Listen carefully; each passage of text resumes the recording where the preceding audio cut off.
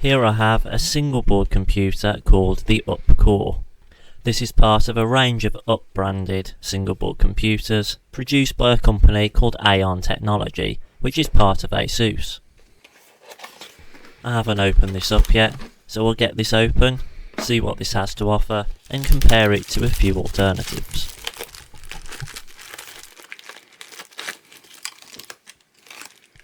When unpacking the board, there are a couple of things which stand out straight away. The first is a large heatsink which covers most of the board. The second is the real-time clock battery, which is left dangling from the board. On the bottom of the board we find the RAM, the storage, the Wi-Fi and Bluetooth chip, and a couple of expansion ports. Most of the I/O ports can be found on top of the board, which includes a USB 3.0 port and full-size HDMI. On the side, there's a USB expansion header, a display connector and a camera connector. Next to the USB port is a small connector to fit an antenna. You'll need to purchase an antenna separately if you wish to use the built-in Wi-Fi and Bluetooth. The board also features a 2-pin fan header, a battery for the real-time clock, a header to fit a reset button, and a power button. With that quick overview complete, let's take a look at the UP-Core specifications. The UP-Core comes with an Intel Atom Z8350 CPU clocked at 1.44 GHz.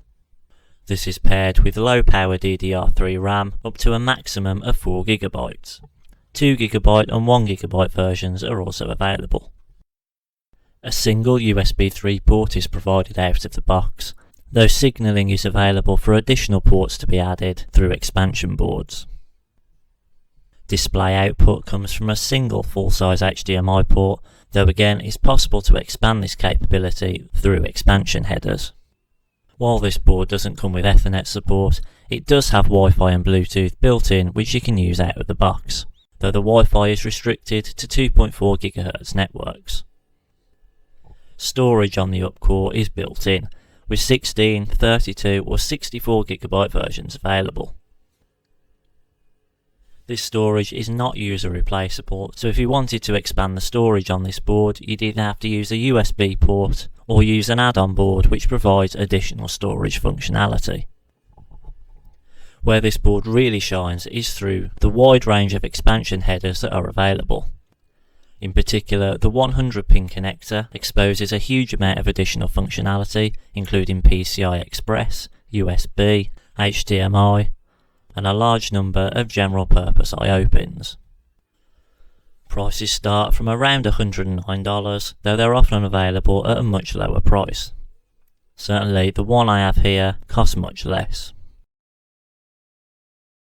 So those are the specifications. Now let's take a more hands-on look at the hardware.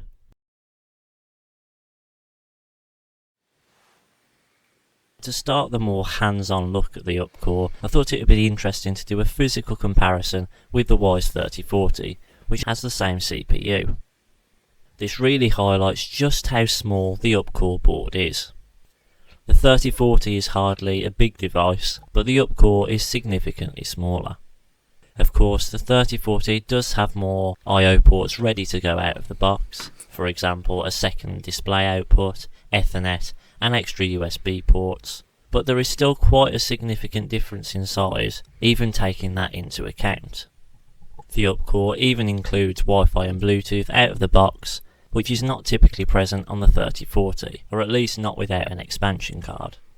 Of course, the 3040 does come in a nice case and is the more complete consumer product. We can also compare the UP-Core to the Raspberry Pi 4, and again we can see the UP-Core is quite a bit smaller, though again the Pi 4 does have more I/O ports out of the box. That said, the UP-Core does come with a real-time clock, has a pre-fitted heatsink, and also has a power button on the board, which are all things that the Pi 4 doesn't have. I find the form factor used by the UP-Core particularly interesting. There is another board available as part of this range that has the Raspberry Pi style form factor. Hardware wise, this is otherwise the same as the UP-Core that I have here. The UpCore then is more of a compute module style board intended to be used with add-on boards. That said, unlike the Pi Compute module and many other similar boards, the UpCore can be used out of the box. No carrier board or add-on board is required to be able to use it. It's also quite unusual for a compute module style board to feature physical I/O ports such as the USB and HDMI ports that we find on the UpCore. So what we end up with is a board that isn't quite a Raspberry Pi, particularly given they do sell one in that form factor, but it certainly has the edge on the Pi Compute module form factor, given that you can use it without an add-on board. One last thing I wanted to mention about the hardware is that while the Wi-Fi and Bluetooth is built into the board, you will need to supply your own antenna. You need to make sure you get one that's compatible with the frequencies used for Wi-Fi and Bluetooth, which not all of them are. The one I have here is actually the antenna designed for the Raspberry Pi 4, which is widely available, a decent price, and will definitely work with both Wi-Fi and Bluetooth. For the rest of the video, I'll be using the UpCore with this antenna fitted. So I think that just about covers the hardware side of the board, so now let's get it powered up and take a look at the software. It's important to know that the UpCore doesn't come with an operating system installed out of the box. You'll have to do that yourself. On first boot, with no external boot devices plugged in, you'll be prompted for a password. The password should be blank, so just pressing enter should take you to the UEFI screen. We'll take a look at this a bit later on, but for now we'll install an operating system. Support is advertised for Windows 10, Android and Linux, but how well these will run will be highly dependent on the RAM and storage configuration you selected.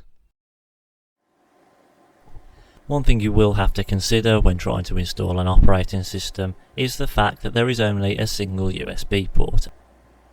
This causes a bit of a problem when you need to install a USB drive to boot from, a keyboard and a mouse, and it's something that did catch us out to begin with.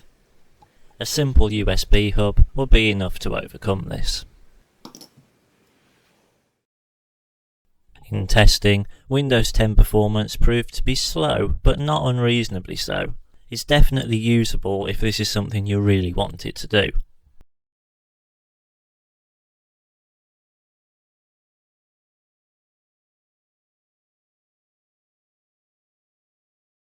Most of the hardware seemed functional, though there were a few things showing up in Device Manager for which drivers couldn't be found. There are drivers available on the UP community website, which should help to get you started. Wi-Fi and Bluetooth seem to work as expected, though you'll need a way to supply the drivers to install them before you can use the network functionality.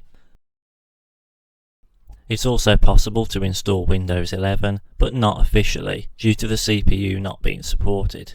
There are ways around this if you're so inclined, but this is not something that we've tested. If you really want to install a full version of Windows on the UpCore, it might be an idea to take a look at Windows 10 Lite, or the corresponding Windows 11 version. Again, this is not something we've tested, but it's something we might take a look at in the future.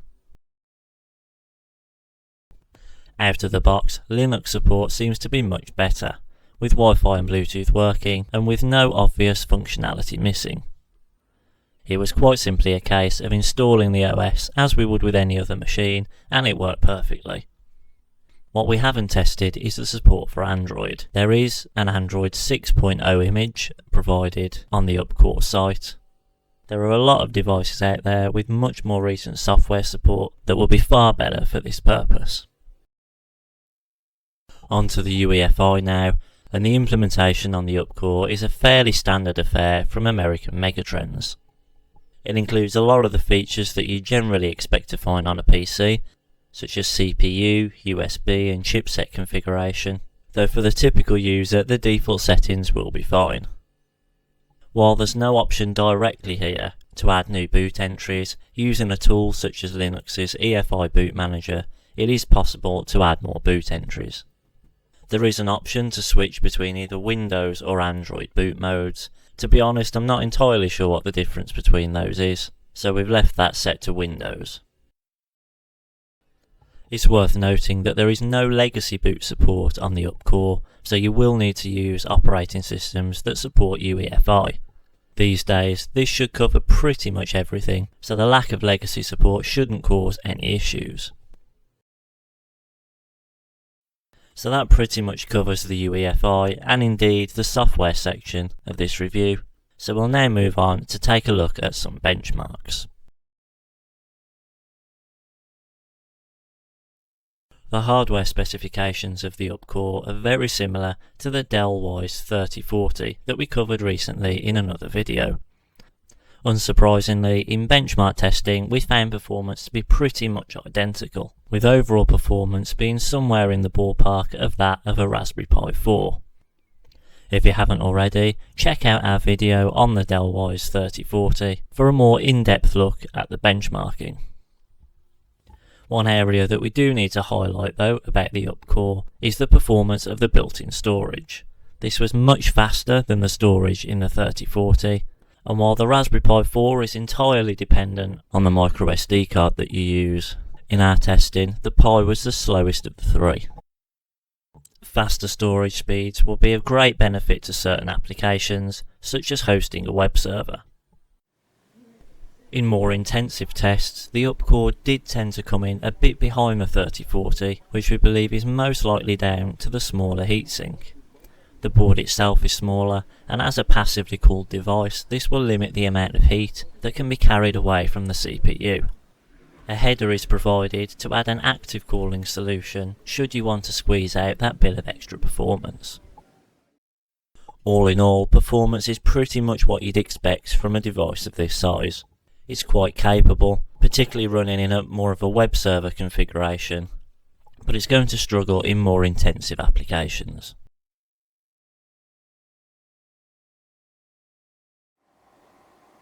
So to conclude, the UpCore is a surprisingly capable board given its small size, with a huge amount of expansion capability. With a standard PC architecture, software compatibility is excellent. Anything that you can install on your PC, you'll be able to install on here. Overall performance is decent, with the storage in particular giving very good performance compared to popular alternatives such as the Raspberry Pi. That said, with an RRP of over $100 for the base model, you can certainly find higher performance machines if the small size and low power consumption are not things you're concerned about. Be sure to check out our blog where we'll take a look at the I/O expansion capability in more detail, and keep an eye out for our own expansion boards which we plan for the future. I hope you like this video. Thank you very much for watching, and be sure to stick around for the next one.